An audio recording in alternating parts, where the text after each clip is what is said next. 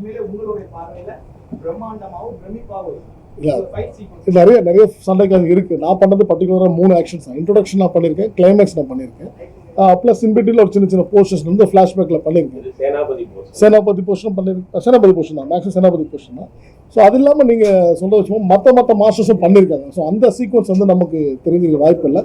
But பிரம்மாண்டத்துக்கு பஞ்சம் இருக்காது. அது சங்கர் சார் படத்தையும் சரி, இந்தியன் 2 மாதிரி படங்களுக்கு அது கண்டிப்பாக அது இருக்கும்னு நானும் எதிர்பார்க்குறேன். சேனாபதியை பொறுத்தவரை வர்மக்கலை வந்து சார் ஆமாம், அதோட ஸ்பெஷாலிட்டி அவர் தானே சார். அப்படி தான் காமிச்சிருப்பாங்க, ஃபர்ஸ்ட் பார்ட்லேயே காமிச்சிருப்பாங்க.